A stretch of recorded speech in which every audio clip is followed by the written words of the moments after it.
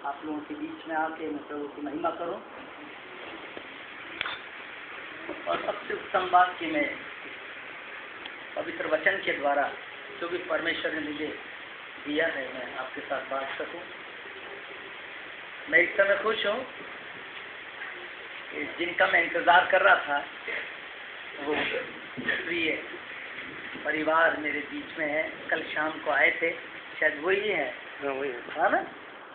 कल बड़ी अच्छी फेलोशिप रही और मैंने कहा था उनसे कि आप आइए और आपको बहुत आशीष मिलेगी। जो वचन आज मैं देने वाला हूँ, प्रभु ने जो वचन मुझे दिया है उसने सचमुच पिछले 2 हफ्ते से मुझसे बातें की हैं और मुझे आशीष दी है।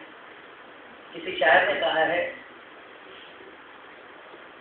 शायर का नाम सुनते ही क्या मुशायरा तो नहीं हो रहा, लेकिन सचमुच में ये शायरी बड़ी बहुत कीमती है यदि इसको समझा जाए तो। किसी ने कहा है, ये इश्क नहीं आसान, बस इतना समझ लीजिए एक आग का दरिया है और डूब के जाना है।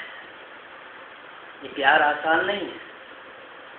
और प्रभु का वचन कहता है, उसे अपने प्रेम का प्रमाण दो, अपने प्रेम का प्रमाण दो।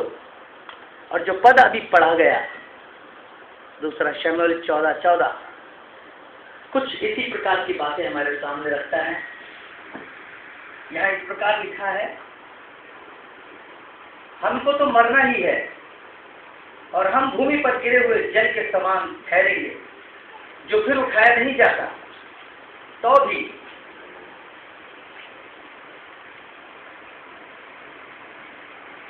जो फिर उठाया नहीं जाता, तो भी परमेश्वर प्राण नहीं लेता, वरन ऐसी युक्ति करता है कि निकाला हुआ उसके पास से निकाला हुआ न रहे। आइए हम सरों को झुकाएं, प्रार्थना करें।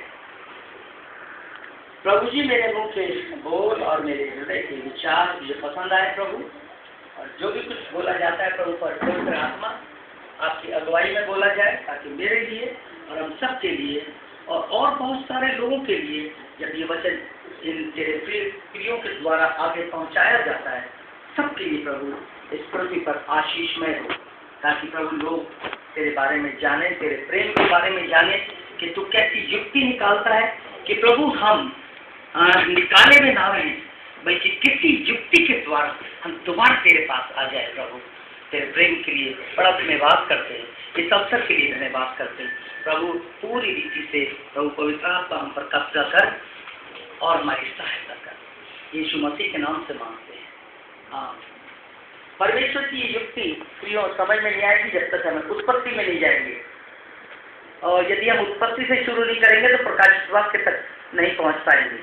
हम समझ नहीं सकते प्रकाशित वाक्य, और परमेश्वर की युक्ति हमें उत्पत्ति में ही मिलती है। यदि हम उत्पत्ति की 3री पुस्तक 3रा अध्याय उसका 23वें पद को पढ़ें तो वहां लिखा है कि यहोवा ने उसको अदन की वाटिका में से निकाल दिया। यहोवा ने अदन की वाटिका में से उनको निकाल दिया। किसको निकाल दिया?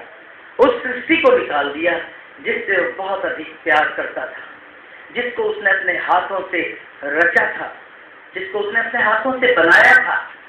मैं और आप प्रियो परमेश्वर के हाथों की कला है, और ऐसी कला है कि परमेश्वर से भी नहीं रुका गया, और परमेश्वर ने भी एक बहुत अच्छे शब्दों का मेरे और आपके लिए यूज किया, इस्तेमाल किया, और उसने कहा बहुत अच्छा। संसार की सारी चीज, हम बहुत सारी सृष्टि को देखते और मोहित हो जाते हैं, हमारा मन आनंदित हो जाता है, फूलों को देखते हैं। और मैं पिछले दिनों आया था तो मैं भाई के घर था, तो एक पौधा मैंने देखा तो मुझे बहुत भा गया। मैंने कहा ये पौधा मुझे दे दो, एक आध पौधा मुझे दे दो, मैं जाके लगाऊंगा, मुझे बहुत अच्छा लग रहा है।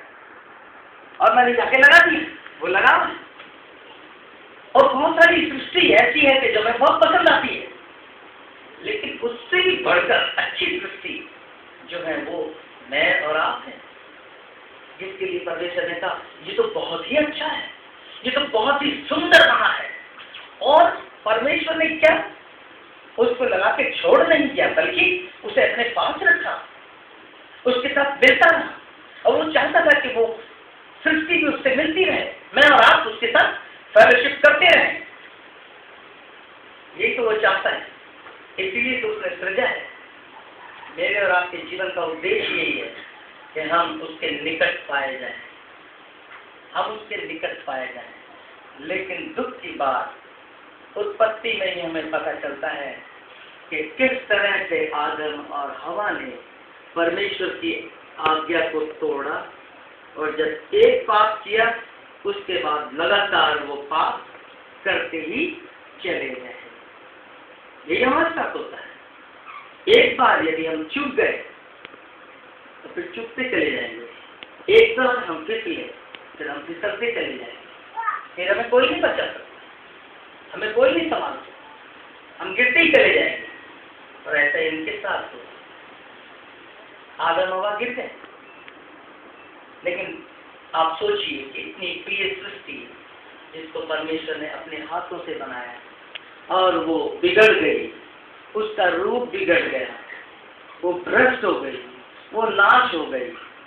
यदि हम कोई चित्र बनाए, कोई आकृति बनाए, कोई खिलौना बनाए, और यदि हम थोड़ी देर के लिए कहीं जाएं और कोई बच्चा आकर उसको पेंसिल फेर दे, खराब कर दे, तो कितना दुख होगा, कितना गुस्सा आएगा। इतनी मेहनत की थी। एक महिला है जयपुर में है, वो बहुत अच्छी आर्ट वर्क करती है, बहुत सुंदर बर्तनों के ऊपर वो पेंटिंग करती है, और उसका विवाह एक ऐसे शख्स से हो गया जो शराब पीता है। अब 5 महीने उसको लगे। एक पॉट था, बहुत इतना बड़ा पॉट था, ऐसे सुराईदार करता था, उसमें बड़ा सारा, और उसको उसने बना के तैयार किया, और 5-6 महीने हो गए उसको बनाते बनाते, और एक रात वो नशे में आया और वो बन के तैयार हो ही रही थी, और उसने देखा ये क्या कर रही है, और वो गुस्से में आ गया और उसने एक लात मारी उस घड़े में, और वो घड़ा फूट गया। उसकी सारी मेहनत मिट्टी में मिल गई। सोचिए कितना दुख उसे हुआ होगा, कितना दुख। और परमेश्वर को कितना दुख हुआ होगा। शैतान ने उसकी सृष्टि को बिगाड़ दिया, इंसान को पाप में गिरा दिया। कोई तो ये चाहता था, और परमेश्वर का वचन कहता है रोमियो 3:23, सबने पाप किया और परमेश्वर की महिमा से रहित है। हम सब जानते हैं, हमें रटा हुआ है, सब अलग है। और इसी पाप के कारण, उससे अलगाव के कारण ही भिन्न भिन्न प्रकार की समस्याएं और बीमारियां और जीवन में गिरावट, इंसान का स्तर किस तरह से गिरता चला जा रहा है, ये मेरे से और आपसे छिपा नहीं। मैं टीवी चैनल्स को हटाता हूं, नहीं मानता, झूठ फरेब और सच भी होगा, चलो, लेकिन इससे सच कोई हो सकता है क्या? न्यूज आती है पेपर में या टीवी में, इससे पहले मेरे प्रियो इसमें सब कुछ लिखा हुआ है, सब कुछ लिखा हुआ। अंतिम दिनों में कठिन समय आएंगे। कैसा समय आएगा? कठिन समय। और इंसान जो सृष्टि परमेश्वर ने बनाई थी, वो बिगड़ के क्या से क्या बन जाएगी। हमारी की पूरी लिस्ट है, और पूरा चिट्ठा दे रखा है, इंसान क्या बन जाएगा।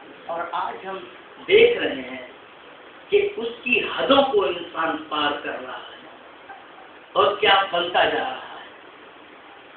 क्या परमेश्वर दुखी नहीं होता होगा?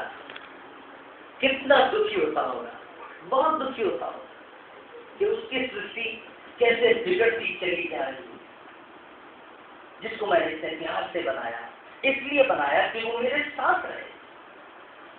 हमारे घरों में बच्चे होते हैं, किसी ने कहा है कि बच्चा ना होना एक गम, बच्चा होके बिगड़ जाए वो उससे ज्यादा दुख की बात, वो बहुत गम दुख की बात होती है माता पिता के लिए।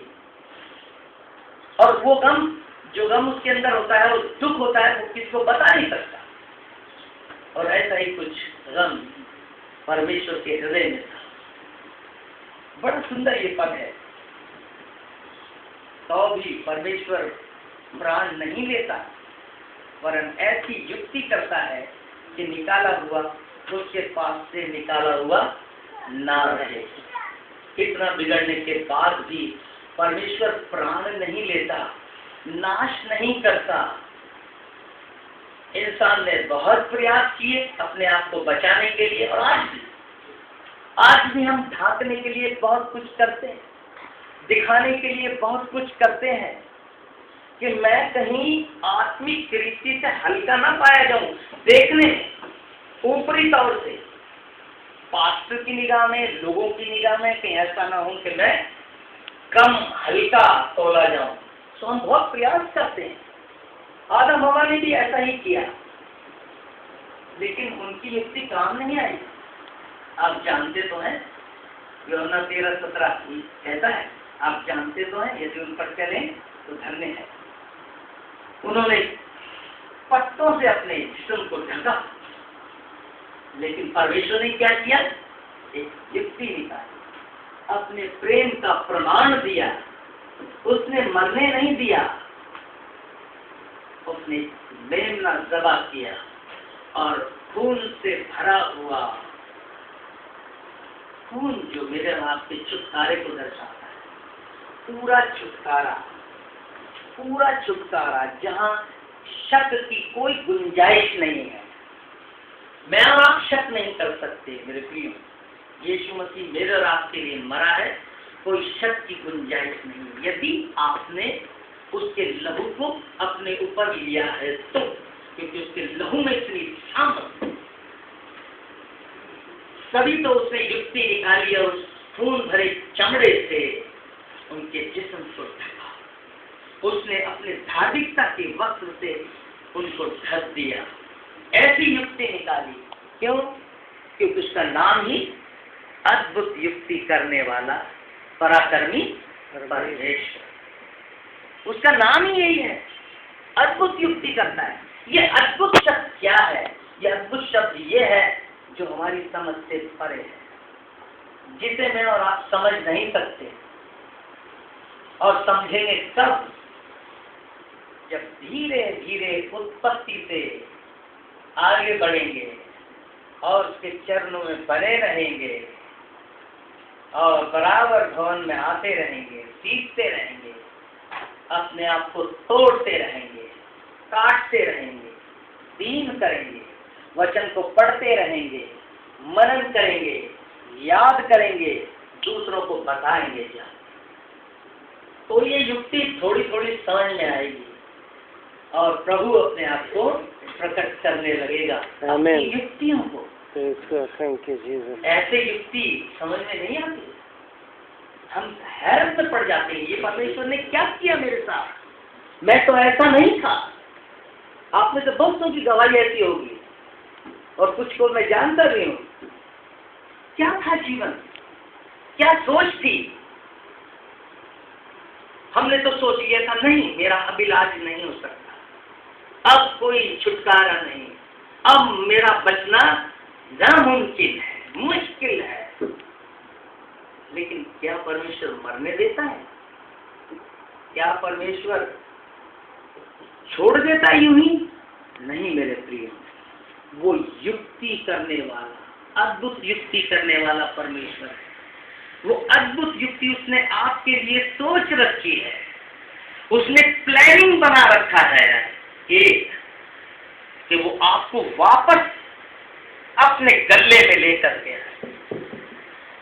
वो 99 को छोड़ देगा और एक के लिए चला जाएगा। उसका प्रेम ऐसा है, वो अपने प्रेम का प्रमाण देता है, उसने दिया है।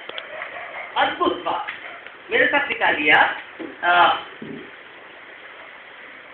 भजन संहिता 40:5।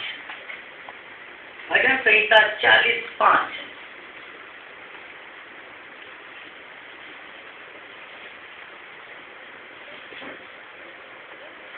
यह लिखा है, हे मेरे परमेश्वर यहोवा, तूने बहुत से काम किए हैं।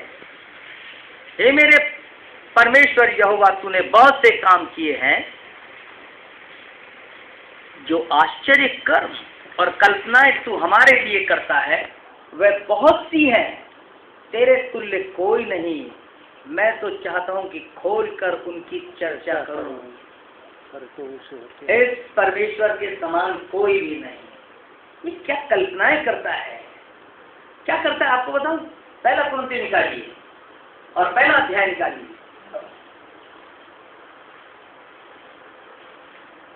पहला कुरिन्थियों पहला अध्याय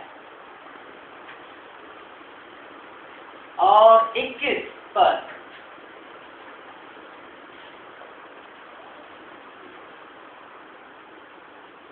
क्योंकि जब परमेश्वर के ज्ञान के अनुसार संसार ने ज्ञान से परमेश्वर को न जाना, तो परमेश्वर को यह अच्छा लगा कि इस प्रकार की मूर्खता के द्वारा विश्वास करने वालों को क्या दे, उद्धार दे। संसार नहीं समझ सकता परमेश्वर के किए हुए कार्य को, उसकी अद्भुत योजना को, कल्पनाओं को, युक्तियों को संसार नहीं समझ पाएगा। ऐसी युक्ति के द्वारा, ऐसे कार्य के द्वारा, ताकि वो विश्वास करने वालों को उद्धार दे, नजात दे, अनंत जीवन दे, जीवित आशा दे। वो आशा एक दिन मैं सदा काल तक उसके साथ रहूंगा, उसके राज्य में पिता के चेहरे को देखूंगा। गाना गाते हैं, आनंद से भर जाऊंगा, उसके चेहरे को नजदीक से, उसके घर को देख, पास से हर चीज को छू छू के कल्पना कीजिए, कल्पना की उड़ान भरिए। कैसा अद्भुत वो समा जिसकी हम यहाँ वर्शिप कर रहे, आराधना कर रहे, वो हमारे सामने हो। आमीन। योजना है, यह अद्भुत युक्ति है। हम सब निकाले, परमेश्वर ने निकाला, लेकिन अपने पुत्र के द्वारा खलीब पर मारे जाने के जो भेद संसार नहीं समझ सकता, मेरे प्रियो, मेरे रास्ते सामने परमेश्वर ने वो भेद खोला है। क्योंकि लिखा है 18 में, क्योंकि क्रूस की करना तो नाश होने वालों के लिए मूर्खता है। मूर्खता है। संसार के लोग मूर्खता ही समझते हैं इस बात को, लेकिन उद्धार पाने वालों के लिए उनमें मैं और आप हो सकते हैं। यदि अंत तक इश्क नहीं आता, आपका दरिया है और उसमें पहले तो डूबना पड़ेगा। अपनी सलीब उठा, अपने आपे से इनकार कर और इधर उधर मत जा, मेरे पीछे कहीं और नहीं जाना चाहिए कि ये भी करूं और वो भी करता चले। दो नावों में पैर रखकर आप मंदिर तक नहीं पहुंच सकते। आपको एक फैसला करना, अपना सलीब उठाना। नंबर 1, आपका दरिया प्रतिदिन का जीवन। और उसको कहता है, मैं मारता कूदता आदमी की तलवार से अपनी देह को मारता कूदता, बस में करता। आपका दरिया है। अपनी सलीब उठा, अपने आपे से इनकार कर। मैं जिंदा ना रहा, वरन मसीह मुझ में, मसीह आपसे दिखाई दे। एक पद जो मेरा मुख्य पद है, मेरी कलीसिया का मुख्य पद है, रोमियो 6:11। रोमियो 6:11 देखिए आप।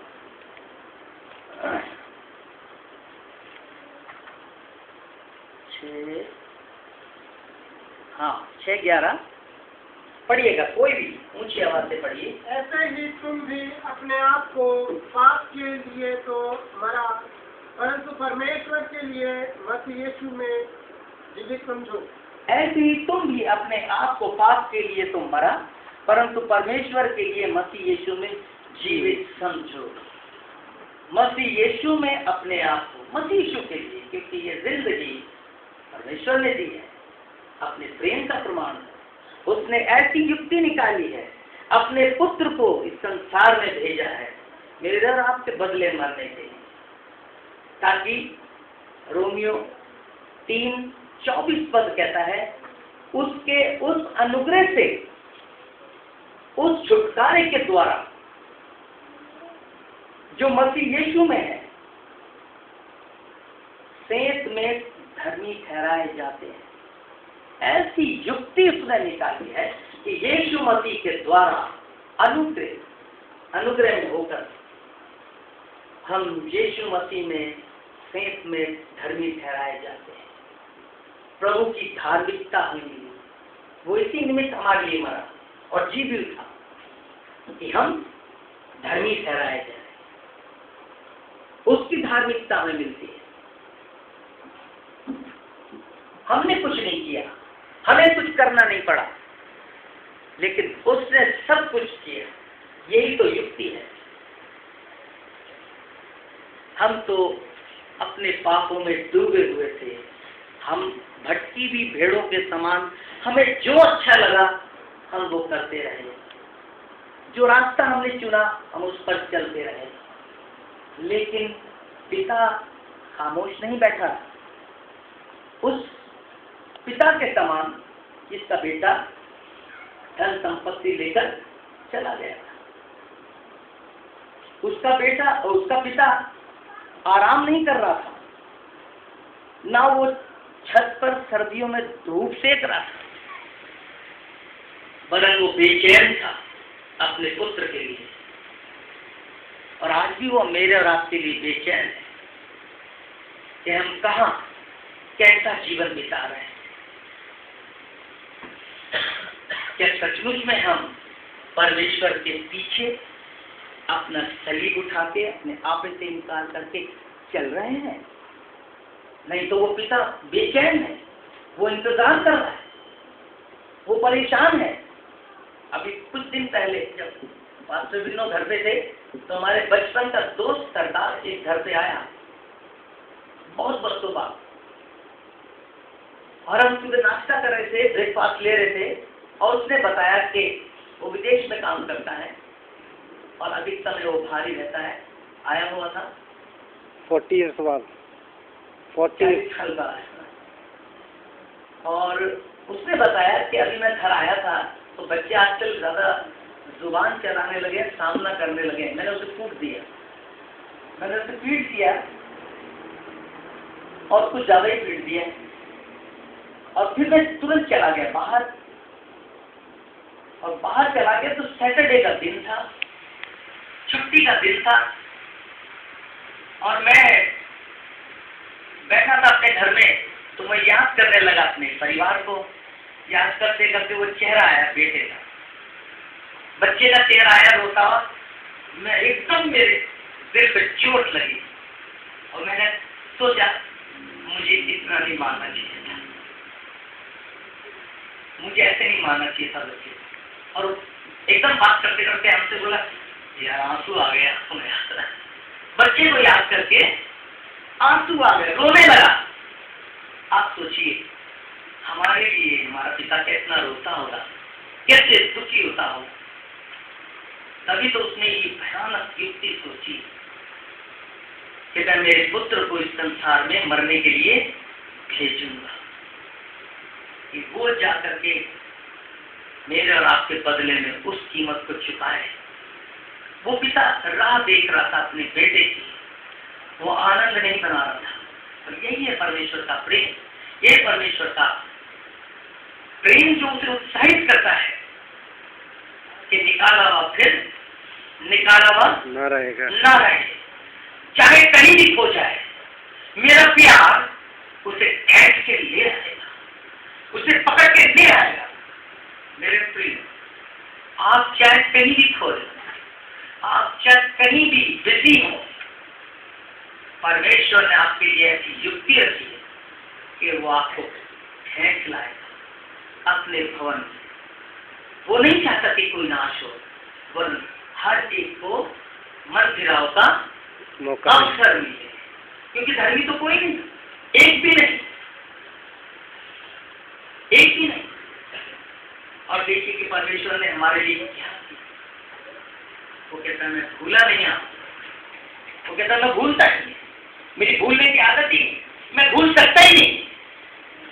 आप पूछेंगे क्यों, क्यों नहीं भूल सकता? निक ने भी सुबह बोला था ये पद, मैंने कहा ये पद मैं भी बोलने वाला 49 या चाहे 49:16, क्योंकि मैंने आपके चेहरे को, आपके नाम को अपनी हथेलियों पर खोद के बना लिख रहा। मैं नहीं भूल सकता। हम भूल जाए, वो अपने नाम का इनकार नहीं कर सकता, वो इनकार नहीं कर सकता, वो अपने तरह से नहीं फिर सकता। हम फिर सकते हैं, हम जा सकते हैं, हम भूल सकते हैं, हम अपने कदमों से मुड़ सकते हैं वापस, लेकिन वो विश्वासी है, वो अपना इनकार नहीं करता। उसने आशीष दे दी तो दे, और उसने युक्ति निकाली आपके और मेरे लिए कि हम इधर उधर भटकते ना फिर, घर के रहते। अरे मेरे पिता के घर में तो न जाने क्या क्या है, इतना भोजन है खाने के लिए, और मैं यहाँ कहाँ बैठा हूँ, भूखा मर रहा हूँ। आज कितने लोग हैं, मैं जानता हूँ यहाँ पर इतने लोग नहीं है, इससे ज्यादा है। अगर सब आ जाए तो यहाँ बैठने की भी जगह नहीं रहेगी, लेकिन कहाँ है, नहीं समझते इस बात। ये जो मन्ना है, ये मन्ना, ये वो मन्ना है जो हमारे बाप दादों ने भी नहीं खाया। वो चीज जो हमें आज मिल रही है, इतनी आसानी से मिल रही है। प्रभु के दाम चौराहों पर, गलियों में बुद्धि चिल्ला रही है, नीति वचन कहता है, चौकों पर, चौराहों पर, मोड़ों पर, ओ हालेलुया, हालेलुया। जैसा भाई ने बताया, निक चिल्ला चिल्ला के कह रहा है, सिर्फ चिल्ला चिल्ला के बोल रहे हैं कि अपना मेल मिला परमेश्वर के साथ कर लो। नहीं तो अभी इतनी निकट फोटो नासा ने भेजी है सूरज की, कितने विस्फोट हो गए उसके अंदर, कितने भयानक। और धरती ने भी अपना मुंह खोल दिया, डॉक्टर साहब ने बोला और सबने देखा, और भविष्यवाणी भी यही है कि अंतिम समय में हाल से ही ये होगा सब कुछ। तो हमें कितना सतर्क और सावधान रहना है, मुझे और आपको कितना और अधिक जागृत रहना है, कितना अधिक और प्रभु में बने रहना है, कितनी और अधिक मेहनत करनी है अपने उद्धार को बचाने के लिए, संभालने के लिए। नहीं तो शैतान तो तैयार है, द्वार पे छुपा बैठा है, द्वार पे छुपा बैठा है। इतनी सी देर में खत्म, तहस नहस, सब कुछ समाप्त, फिर कुछ नहीं हो सकता। फिर कुछ, 6वां अध्याय पढ़ लेना इब्रानी, उसे फिर नया बनाना अनहोना है, अनहोना है, नया बनाना। और मेरे साथ यदि विश्वास के लिए अगर आप यहूदा की पत्री और उसका 3रा पद पढ़ लीजिए तो और लाभदायक होगा आपके लिए। यहूदा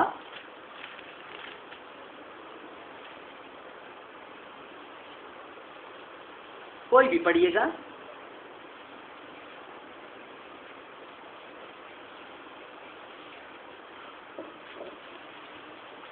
प्रकाशित वाक्य से पहले ही है यहूदा, यहूदा उसका 3रा पद है, 1 अध्याय है। हे प्रियो, जब मैं तुम्हें उस उद्धार के विषय में लिखने में अत्यंत परिश्रम से प्रयत्न कर रहा था जिसमें हम सब सहभागी हैं, तो मैंने तुम्हें और यह समझाना अवश्य जाना कि उस विश्वास के लिए पूरा यत्न करो जो पवित्र लोगों को एक ही बार सौंपा गया है। बस एक ही बात, ये विश्वास जो आपके और मेरे पास है बहुमूल्य है विश्वास, इसकी कोई कीमत नहीं है। ये इसको इतना आसान मत समझिएगा। कोई चीज हमें बड़ी फ्री में मिल जाती है, बहुतायत से मिल जाती है, उसकी कीमत हम कम आंकने लगते हैं, लेकिन ये बहुत कीमती है मेरे को। एक ही बात मुझे और आपको एक ही बार सौंपा गया, इसके लिए पूरा पूरा, कोई कंजूसी नहीं, पूरा पूरा यत्न कीजिए। यदि कहीं भी मीटिंग है, इससे जरूरी काम कहीं कोई नहीं होगा दुनिया में। कई लोग अपने घर के पीछे बोर्ड लगा देते हैं बाहर, कृपया 2 बजे से 6 बजे तक हमें डिस्टर्ब ना करें, बैल ना बजाएं। और मैं समझता हूँ कि अगर यीशु मसीह उसी समय में आ गया तो क्या करेगा? वो कहेगा बजाऊंगा नहीं बजाऊंगा, तो दूध कहेगा डिस्टर्ब हो जाएंगे यार, सोने दो। सोना जरूरी है, सोने दो। यदि कहीं भी सभाएं होती हैं, कहीं प्रेयर मीटिंग होती है, मेरे को चूकना मत, पूरा पूरा यत्न करें इस विश्वास के लिए जो एक ही बार सौंपा गया है। इसके लिए चाहे आपका कितना बड़ा नुकसान हो जाता है। मैंने बहुत सी टेस्टमनियां सुनी है लोगों की, बड़ी बड़ी मीटिंग उन्होंने छोड़ दी, विदेश से आ रहे थे, इतने का कॉन्ट्रैक्ट था, इतने लाखों का करोड़ों का कॉन्ट्रैक्ट था, लेकिन मीटिंग से बढ़कर कुछ नहीं। Praise God. ऐसे तो लोग भी हैं। ये विश्वास इतना कीमती है, करोड़ों रुपयों से बहुमूल्य है। उसने युक्ति हमारे लिए ऐसे ही नहीं निकाली। यीशु मसीह यूं ही नहीं मरा। रोमियो 3:24 उसके अनुग्रह से, उस छुटकारे के द्वारा जो मसीह यीशु में है, सेठ में धर्मी ठहराए जाते हैं। सेठ में उसके उस अनुग्रह के द्वारा। क्या अनुग्रह? क्या है अनुग्रह? मेरा एक ही बेटा है और मैं उससे बहुत प्यार करता हूं। यदि कोई उसकी हत्या कर दे तो मैं क्या करूंगा उससे? बताइए क्या करूंगा? मैं जानता हूं आप भी अपने बच्चों से बहुत प्यार करते हैं। यदि आपके बच्चों की कोई हत्या कर दे तो आप क्या करेंगे? 3 ऑप्शन है। ये एक जवाब है आजकल का। आज किस पोर्ट्रेट हो रहा है? एक तो तुरंत आप उसकी हत्या कर देंगे। नंबर 2, आप कहेंगे जैसे वो प्रचारक और उसके बेटे को जला दिया गया, उसकी पत्नी ने कहा कि प्रभु के हाथों में छोड़ो। रामस्टेन। हाँ, रामस्टेन। प्रभु के हाथों में छोड़ो। दूसरा और तीसरा, आप उन्हें क्षमा कर देंगे। पहला है बदला लेना, जैसे भाई ने कहा हम उसकी हत्या कर देंगे, तो मार के तो दिखाए।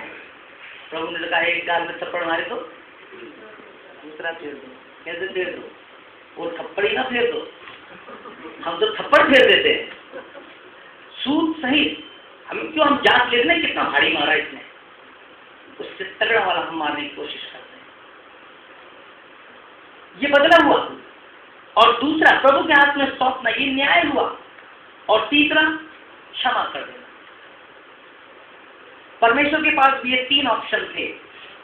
जब मैंने और आपने उसके पुत्र को, जो निर्दोष था, जो पाप से अज्ञात था, उसको हमने सूली चढ़ा करके बेदर्दी के साथ उसकी हत्या कर दी, उसको मार दिया। सबने पाप किया और परमेश्वर की महिमा से रहित थे, लेकिन उसके पुत्र में, उसके अनुग्रह के द्वारा सेठ में धर्मी ठहराए जाते हैं। कैसे? परमेश्वर के पास भी ये 3 ऑप्शन थे। जब हमने उसकी हत्या कर दी, उसने कहा मैं चाहूं तो स्वर्गदूतों को बुला सकता हूं इस समय और अभी दंड दे सकता हूं, लेकिन उसने वो संसार का कहता है मैं न्याय करूंगा, मैं संसार को दंड दूंगा, क्योंकि मेरे पुत्र को उन्होंने मारा, हत्या की। लेकिन आप जानते यीशु ने शरीर पर क्या कहा? हे पिता इन्हें क्षमा कर, क्योंकि ये नहीं जानते। और क्या, प्रभु ने भी ऐसा ही कुछ किया। प्रभु ने क्या किया? प्रभु ने हमारी हत्या नहीं की और हमें दंड नहीं दिया, बल्कि उसने क्या किया?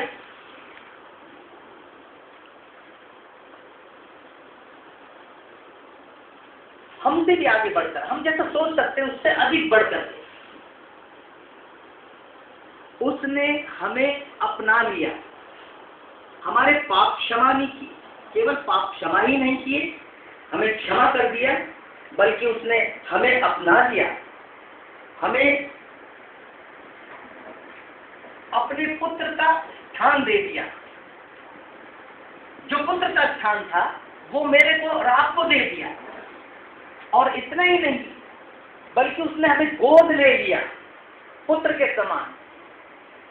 और इससे भी अधिक, उसने जितनी जायदाद उसके पुत्र की थी, उस सारी जायदाद का मालिकाना हक मुझे और आपको बना दिया। सब कुछ का स्वामी मेरे और आपके हाथ में। तो मैं तुम्हें उतना ही प्यार करूंगा जितना मैं अपने पुत्र से करता था। न केवल क्षमा करूंगा, बल्कि मैं तुम्हें उतना ही प्यार करूंगा, वही स्थान दूंगा जो मेरे पुत्र का है। और जो कुछ उसका है वो सब तुम्हारा होगा। Praise God. यही तो है अनुग्रह, परमेश्वर का अनुग्रह। और जब ये अनुग्रह नहीं मिलता है, इफिसियों 2 अध्याय उसका 12वां पद कहता है कि हम उससे अलग थे,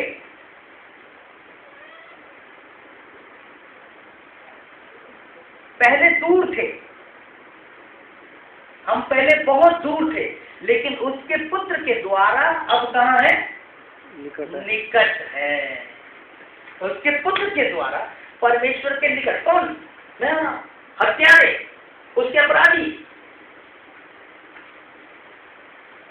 प्रभु यीशु मसीह में ही हमें सारी आशीषें मिलती है जो पिता ने यीशु मसीह को दी, यदि हम उसके पास आते हैं। और यहाँ लिखा है उसने जगत से प्रेम किया। कैसे लोगों से? दुष्टों से, बदसूरतों से, कठोरों से, क्रूरों से और सबसे बुरे लोगों से, जितने बुरे हो सकते थे उन लोगों से उसने प्रेम किया।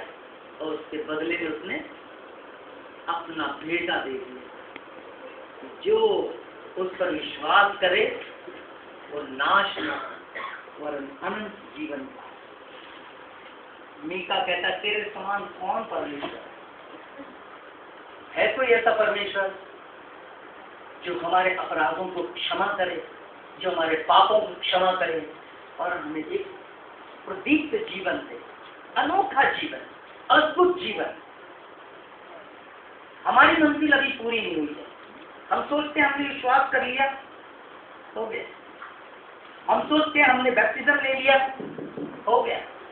हम भविष्यवाणी करने लगे, हमें चंगाई का दान मिल गया, पूरा हो गया। नो, अभी मंजिल दूर है, अभी दौड़ते रहना। पौलुस कहता मैं पागल हूं कि मैं दौड़ा चला जाता हूं। आप रुक मत जाना, यहीं रुकना ही नहीं, अभी तो और तेजी से दौड़ना है। जब धावक दौड़ते हैं और जो विनिंग पॉइंट पास आता है तब देखा होगा पूरी जान लगा देते, तब तो दौड़ना है। और हमारा समय समाप्त होने वाला है और हम पहुंचने वाले हैं प्रभु के पास। थोड़ा समय है, बहुत थोड़ा समय है कि हम उसके चेहरे को देखें, क्योंकि उसने अपने पुत्र में हमें, उसने अपने पुत्र में हमें शेष में इसमें धर्मी ठहराया है।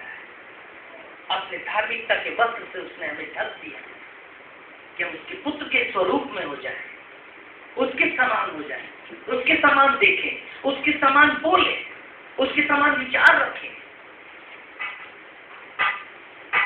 जब यीशु मसीह को पकड़ने आए, कितना कष्ट हो रहा था लोगों को पकड़ने में यीशु को। पहचान नहीं पा रहे थे यीशु कौन है इनमें, क्योंकि यीशु मसीह के साथ रहते रहते जो अनपढ़ गंवार थे, जिन्हें उठने बैठने का ढंग नहीं था, जो कपड़े भी नहीं पहनते थे, जो जिनको खाने का ढंग नहीं था, उनके सारा जीवन बदल गया।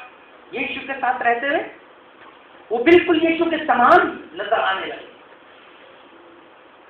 और जो उधर स्तुति ने कहा, मैं तुम्हें एक चिन्ह दूंगा, जिसे मैं चूमूं समझ लेना वही यीशु है, नहीं तो सारे एक से नजर आ रहे थे। प्रभु चाहता है मैं और आप इन अंतिम दिनों में उसके समान बन, यदि हम उसके अनुग्रह में शेष में धर्मी ठहराए गए हैं प्रिय, यदि उसने हमारे लिए युक्ति की है और उस युक्ति को हमने अपनाया है, तो उस विश्वास के लिए हम पूरा यत्न करें इस अंतिम समय में और उसके समान बनने की कोशिश करें और दूसरों को भी सपोर्ट करें, ताकि ऐसा ना हो कि दौड़ते दौड़ते दौड़ते दौड़ते हम अपने ट्रैक से अलग हट जाए, हमें होश ही ना हो और फिर हमें पछताना पड़ जाए। तो ऐसा दौड़ो कि जीतो। प्रभु का वचन कहता है हम उसने हमारे अधर्मों के अनुसार हमसे व्यवहार नहीं किया, जैसा करना चाहिए था। हमने सब जैसे पूरब पश्चिम से दूर है, उसने हमारे अपराधों को ऐसा ही दूर कर दिया। यही अनुग्रह है और इसी अनुग्रह के द्वारा परमेश्वर ने अपने पुत्र में होकर के हमें अपनी संतान बनाया है। सो हम मन फिराव के योग्य फल लाए, उसकी योग्य फल लाए, उसके योग्य काम करें, मेहनत करें, क्योंकि अब अंतिम समय रहेगा। और बहुत सारे लोग ऐसे अभी भी हैं जो घर से बाहर हैं। परमेश्वर ने युक्ति की अपने पुत्र को भेजा है, ये निकाला हुआ फिर निकाला हुआ ना रहे। आप प्रयास कीजिए, आप सबके साथ मिल करके प्रयास कीजिए। बहुत सारे लोग हैं, पहले तो इजराइल की भेड़ें हैं, फिर और बहुत सारी हैं। आज वो सारे यहाँ आए, आमीन, और परमेश्वर की महिमा प्रभु आशीष प्रार्थना करें। प्रभु जी हम धन्यवाद करते पास आते हैं, इस वचन के लिए धन्यवाद देते हैं। प्रभु तेरा प्रेम महान है प्रभु, तो युक्ति करने वाला परमेश्वर है, पराक्रमी परमेश्वर है, ऐसे कार्य करता है जो मनुष्य समझ नहीं सकता प्रभु, लेकिन तूने हमारे लिए वो काम किया है प्रभु, और न केवल किया है प्रभु, बल्कि प्रभु उस ज्ञान को प्रभु हमारे मनों में, हमारी हृदय की पट्टिकाओं पर लिखा है प्रभु। अपनी आत्मा के द्वारा प्रभु हमारी आत्मा से बातें करके हमें समझाया है कि यही मार्ग है, इसी पर चलो। हम धन्यवाद करते हैं सुंदर कलीसिया के खास बात के लिए। प्रभु आप पढ़ाएं, आप आशीष दें कि प्रभु इन वचनों के द्वारा बहुत सारा फल लाए प्रभु, इनका फल बना रहे और आपकी महिमा में आगे बढ़ते जाए। आप सहायता करें, आपके हाथों में सब कुछ सौंप देते हैं, अपने जीवन को आपके हाथों में सौंप देते, हमारी कमी घटियों को आपके हाथों में सौंप देते हैं। प्रभु कई बार चूक जाते हैं हम तेरी बातों से, तेरी सभाओं से, तेरे वचन से मुंह मोड़ लेते हैं प्रभु, और अपना मार्ग बना के चलने लगते हैं। रहम कर प्रभु, दया कर, अनुग्रह कर। ये अंतिम समय प्रभु, युक्ति कर, जो निकाले हुए प्रभु वापस आ जाए, और प्रभु सदाकाल के लिए प्रभु जब तक तू नहीं आता, कलीसिया के साथ घुटने टेक कर इंतजार कर, अपनी आंख के पर्वतों की ओर, अपनी आंख के बादलों की ओर, क्योंकि आप बादलों में शीघ्र आने वाले, ताकि हम सब एक साथ आए जाए पिता के लिए। धन्य आशा के साथ प्रभु हम सब अपने आप को तेरे हाथों में सौंप, हमारी सहायता।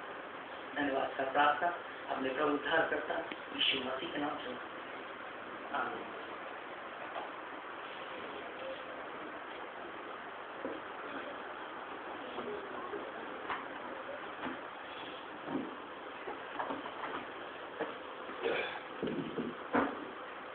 धन्यवाद देते हैं आज के इस सुंदर वचन के लिए।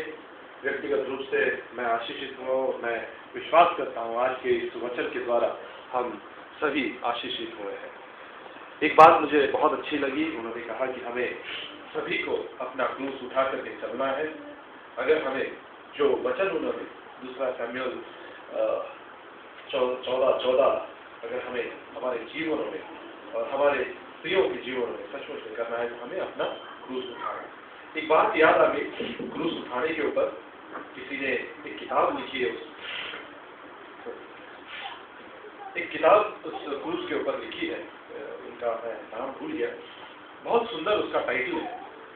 आजकल हम हर एक चीज को, जमाना गया जब हम हर एक चीज हमारे हाथों में दबा करके घूमते थे, है। आजकल हर एक चीज को क्या है, ब्रीफकेस को क्या, मैं ब्रीफकेस लेकर आता हूँ, इसको क्या कहते हैं, हैंडल, है। हर एक चीज को आप ढोलक ले जाते हो, उसको हैंडल है, इसके पास वो जो केस है उसके पास हैंडल है, वो आप क्या कहते हैं, ये एम्पलीफायर है, उसको भी आप देखोगे there is a handle. Can you imagine handle to a cross? आप हैंडल कहाँ बिठाओगे? क्रॉस को बिठा सकते हो नहीं? इमेजिन कीजिए, अगर आप हैंडल बिठाओगे तो किस तरह से उसको उठाओगे? Can you carry a cross with a handle? नहीं, you can not attach a handle to a cross.